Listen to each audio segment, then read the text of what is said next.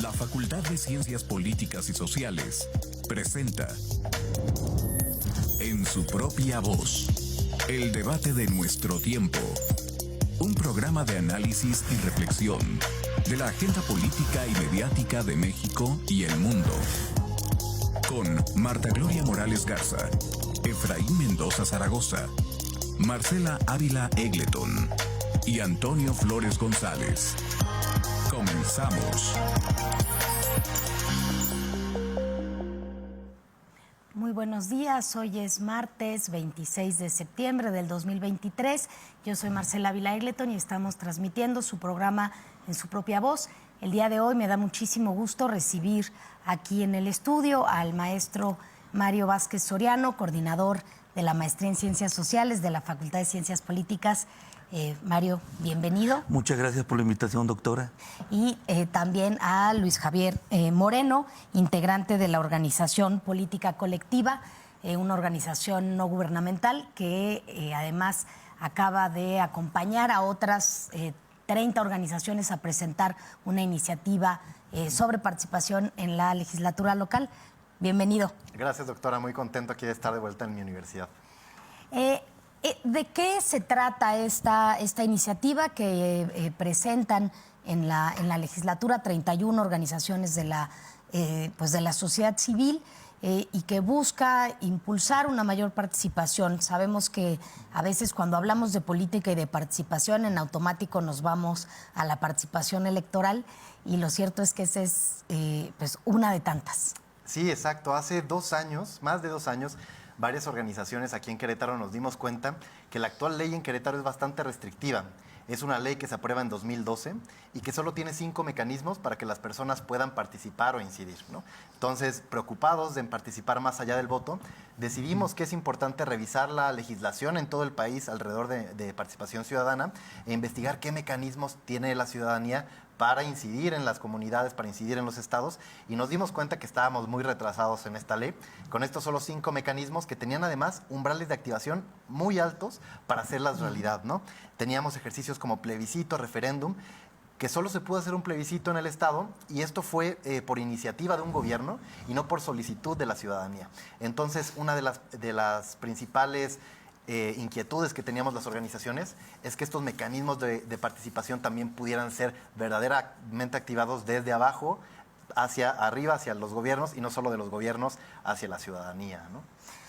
A veces uno de los temas que se presentan de manera recurrente tiene que ver con que estos mecanismos de participación ciudadana se utilizan más como elementos para ratificar políticas que establecen los gobiernos y no como mecanismos a partir de los cuales la ciudadanía expresa una posición, una exigencia a las autoridades. Mario, tú que eres especialista en temas de participación ciudadana. Efectivamente, lo que dice Luis Javier es muy cierto. Al revisar el documento de la ley, uno se puede dar cuenta que los umbrales mínimos requeridos para activar estos mecanismos sí se han reducido mucho en comparación con los que existen actualmente. Además, me parece muy interesante lo que proponen ustedes, que han hecho unas innovaciones que en otras leyes similares en los estados de la República no tienen. Y eso me parece que es importante que en Querétaro haya esta innovación desde la ciudadanía, porque finalmente lo que están buscando es establecer una nueva forma de relación política, tanto con el gobierno como la legislatura. Y me parece que es muy bienvenido este documento, que creo que se hace mucha falta en la ciudad. Entonces es formidable que la propuesta que están haciendo efectivamente sea vista, sea estudiada, sea analizada y esperemos que sea aprobada. Así es. Sí, creemos que es muy importante esto porque justamente hay veces que el monopolio de la participación parece que lo tienen las autoridades, ¿no? Y cuando hablamos de participación ciudadana, parece que luego hablamos nada más de ejercicios de simulación y de ejercicios de legitimar acciones de gobierno, ¿no?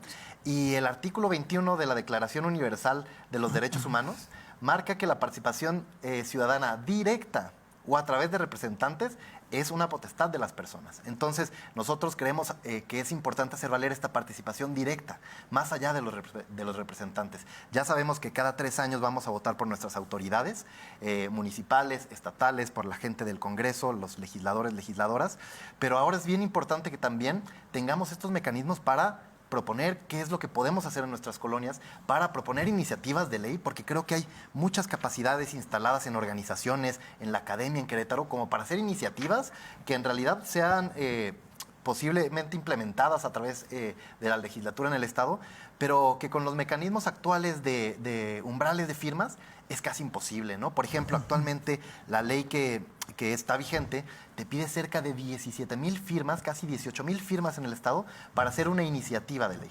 Entonces, esto contrasta contra lo que pasa en muchos otros estados de la República. En 6 estados en particular, con una sola firma, las personas pueden proponer una iniciativa de ley y empiezan a correr los procesos dentro de las legislaturas para que se discutan, ¿no? Incluso hay algunos estados como Baja California donde solo se necesitan 500 firmas. Algún otro estado solo se necesitan 1,500 firmas. Y cuando comparamos entonces esta apertura en otros estados con pues, lo restrictiva que es la ley en Querétaro, nos hizo como la idea y la importancia de revisar la legislación en todo el país, ver cuáles son los mecanismos más importantes, los que más se han utilizado, cuáles son los más progresistas y tratamos de proponer la mejor ley, sí, y utilizando algunos mecanismos innovadores, pero también utilizando mecanismos que ya sabemos que están probados alrededor del país. Entonces, algo que queremos dejar bien claro en el grupo de organizaciones que estamos impulsando la ley es que esto no lo sacamos de la chistera, no nos lo estamos inventando. Es de verdad un trabajo de revisión legislativa y hace posible que en Querétaro juntemos los mejores mecanismos que hay alrededor del país para participar. Cuando hablamos de participación, además de pensar en participación electoral y en elegir a nuestras y nuestros representantes, lo cierto es que muchas veces en automático decimos, pero es que a la gente no le interesa participar. Y lo cierto es que no es un tema que no nos interese participar, sino que las barreras de entrada a la participación son tan altas que literalmente nos sale más barato quedarnos con el enojo y con la necesidad de expresarnos y sacarlo a través de otros mecanismos como las redes sociales o otras formas de expresar, pero eso no aterriza en una propuesta que pueda modificar la interrelación que tenemos con las autoridades, que pueda modificar la forma en la que se toman las decisiones. ¿Cuál es, Mario, los elementos importantes de la participación ciudadana fuera de esta esfera de lo electoral?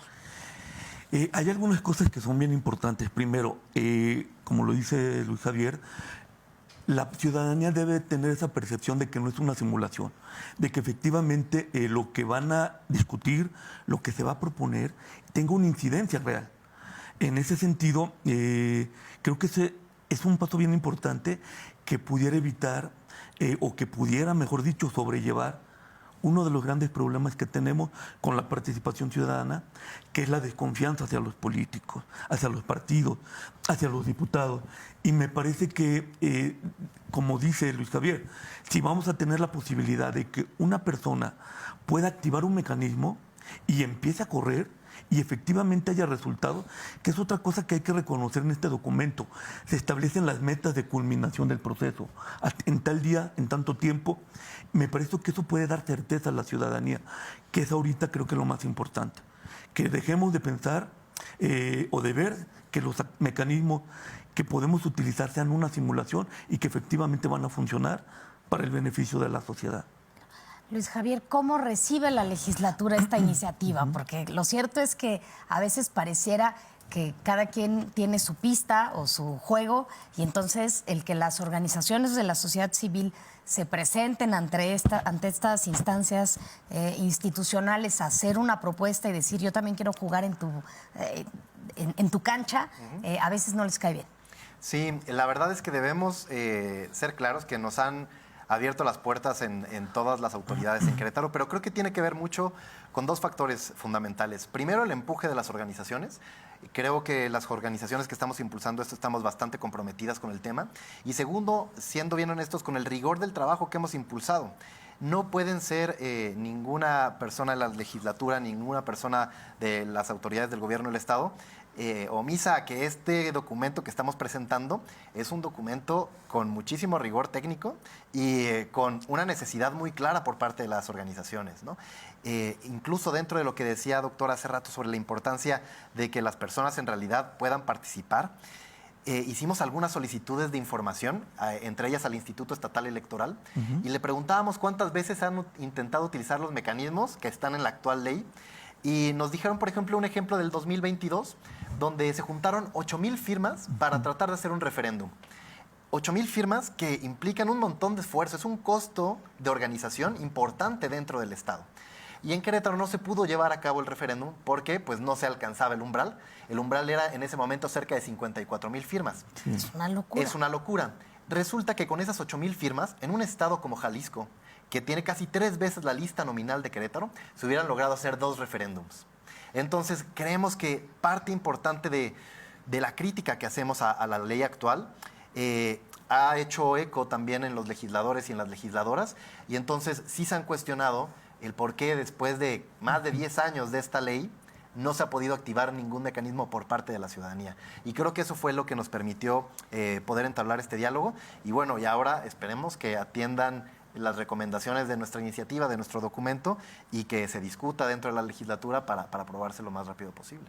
Claro, porque pareciera que cuando un grupo de ciudadanas y ciudadanos muestra la necesidad de participar, en la medida en la que las limitaciones de entrada son tan altas, entonces termina armando una organización de la sociedad civil, ¿no? O sea, finalmente se buscan los mecanismos, se busca por dónde incidir, pero evidentemente pues no hay la capacidad de verdaderamente tomar parte de las decisiones. ¿Hacia dónde esperaríamos que vayan estas iniciativas?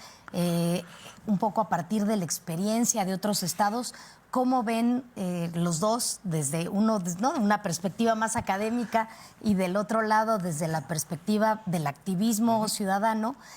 ¿Cómo se percibe el impacto que pueda tener esta propuesta? Hay un mecanismo muy importante que está en la iniciativa que están proponiendo, que es la revocación de mandato, que puede ser algo que teman precisamente quienes van a tomar la decisión en el Congreso, porque la revocación de mandato que están proponiendo atañe desde el cargo de regidor, síndico, presidente municipal, diputado local y gobernador y presidente municipal. Ese es bien importante, creo que me parece algo muy interesante que podría ser alguno de los puntos que vayan a debatir, porque nadie quiere ser juzgado en su propia casa. Pero si se logra avanzar como se ha avanzado en Nuevo León, en Jalisco, en otros estados, en ese mecanismo, creo que será ya de por sí un gran avance. Pero vale la pena mencionar algo más. Ustedes están proponiendo en este documento algo que me parece muy oportuno. Tienen una visión de sostenibilidad, tienen una visión de acceso a los mecanismos desde la dignidad de las personas, desde el respeto a los derechos humanos. Y me parece que eso hasta ahorita en pocas leyes estatales está contemplado tal cual. Y eso realmente es bastante importante y me parece que es muy digno de elogio. Y en ese sentido yo los felicitaría. Ojalá se logre, si se avanza en ello, si se aprueba, aún con sus modificaciones, creo que es un avance bien importante. Totalmente. Hemos tenido diálogo con las diputadas, con los diputados, o sea, en particular con la presidenta de la Comisión de Participación Ciudadana, la diputada Graciela Juárez, y la verdad es que dentro del diálogo nos ha dicho que gran parte de los mecanismos que estamos promoviendo, que en realidad son un total de 16, ellos ven muy factibles que se aprueben varios de ellos. Una de las discusiones justamente eran los umbrales, y creo que el tema de revocación de mandato es uno de los que más les puede afectar en general a la clase política. Sabemos que a lo mejor los umbrales que nosotros estamos pidiendo, que son los más progresistas del país, serán difíciles que se cumplan, pero esperamos que los mecanismos en sí sean considerados porque son importantes. Incluso en alguna otra reunión, hace ya algunos años, cuando empezábamos a mover el tema, algún diputado nos dijo que la revocación de mandato ya existe, ¿no? Que cada 3 años las personas salen a las urnas y que eso es la revocación de mandato.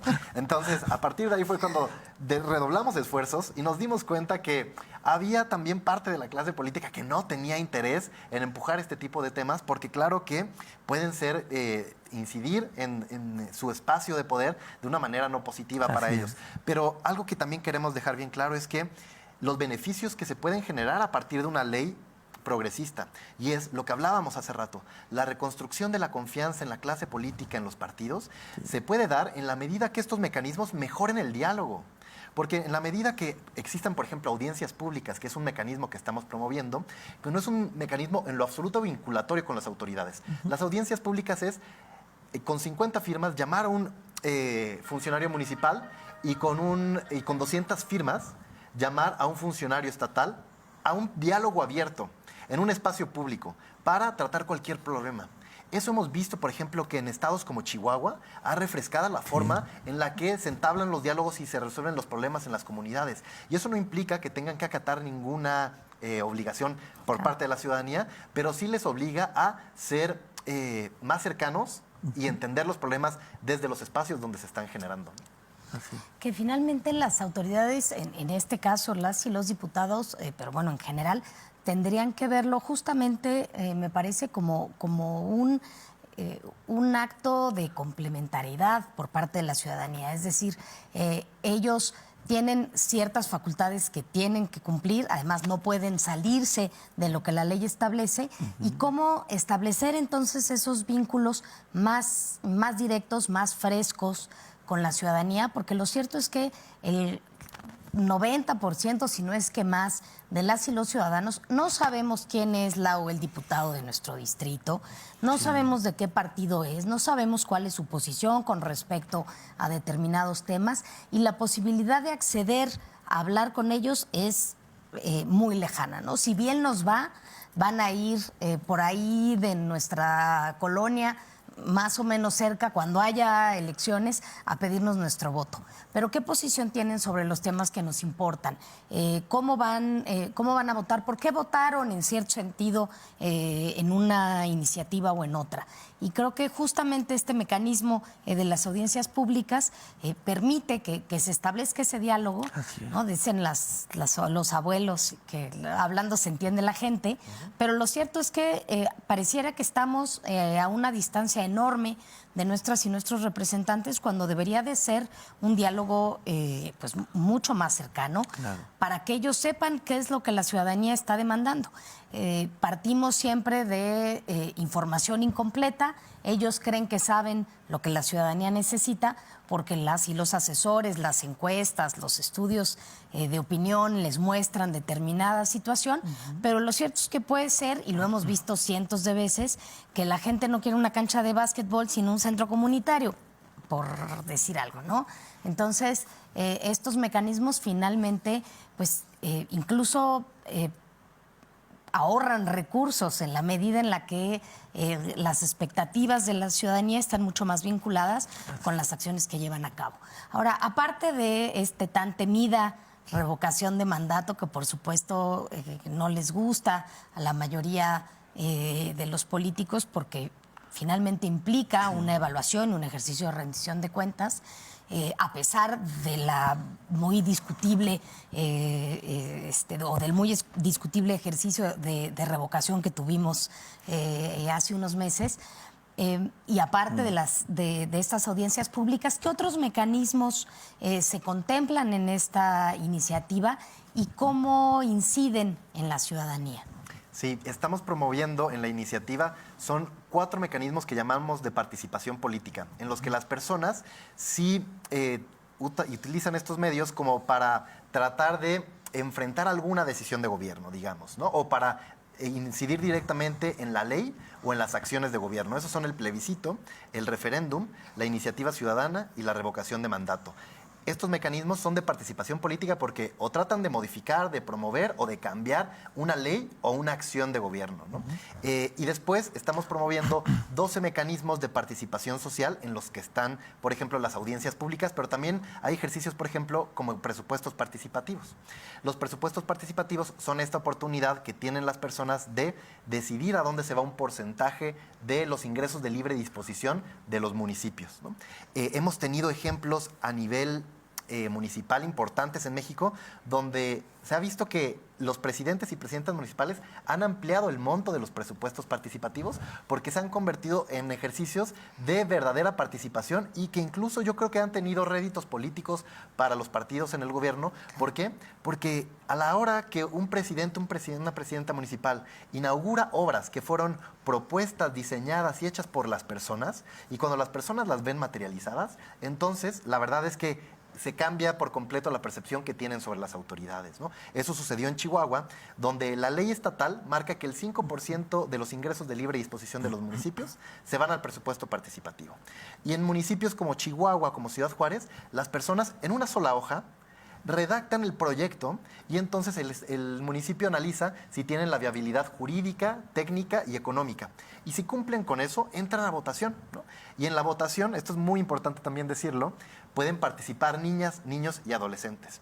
Hemos visto en estas ciudades que el Instituto Electoral, para el voto por los proyectos de presupuesto participativo, instala urnas electrónicas y hemos visto de verdad nietos acompañar a sus abuelos a votar por los proyectos de presupuesto participativo en una urna electrónica, ¿no?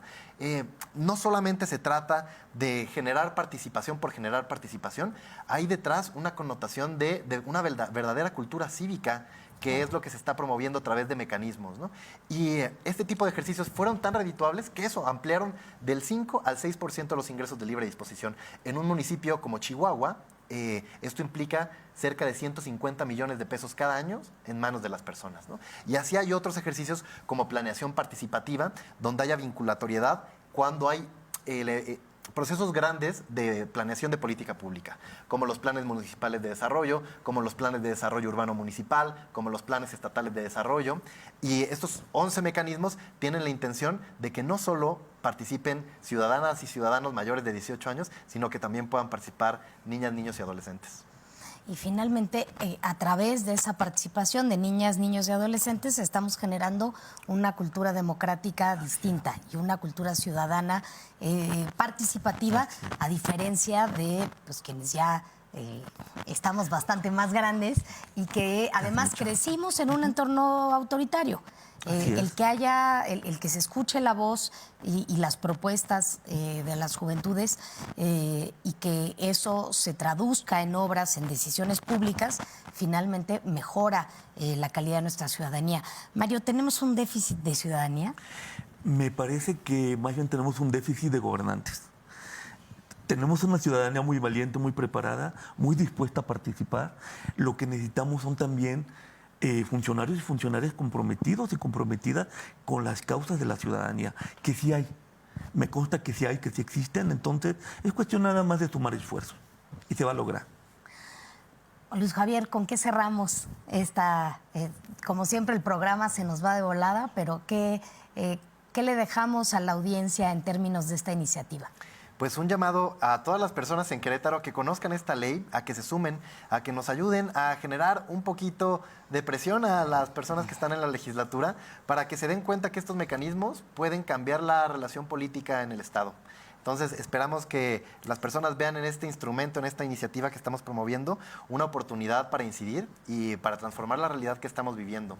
Y para cambiar esta dinámica que a veces identificamos como clientelar, corporativa, a una dinámica participativa y donde el protagonismo también esté en las personas que en los pequeños espacios que tenemos de influencia en nuestras colonias o en nuestros distritos podamos hacer grandes cambios con pequeños pasitos. Porque ciertamente las clientelas electorales se rompen en la medida en la que la ciudadanía tiene posibilidades reales de participar. Entonces, pues usted si nos está viendo, si nos está escuchando, busque quién es su diputada, su diputado, mándele un correo electrónico, que además están los correos en las páginas de internet, pues pues pídale que se pongan las pilas para aprobar esta iniciativa de participación ciudadana. Creo que es un ejercicio que vale la pena sacar adelante y que nos pone en una situación distinta como ciudadanas y ciudadanos. Muchas gracias a ambos por acompañarnos aquí el día de hoy. Gracias, doctora. Y que tengan un muy buen día. Muchas gracias. Igualmente, buenas tardes. La Facultad de Ciencias Políticas y Sociales presentó En su propia voz, el debate de nuestro tiempo. Un programa de análisis y reflexión de la agenda política y mediática de México y el mundo. Con Marta Gloria Morales Garza, Efraín Mendoza Zaragoza, Marcela Ávila Egleton y Antonio Flores González. Gracias por acompañarnos.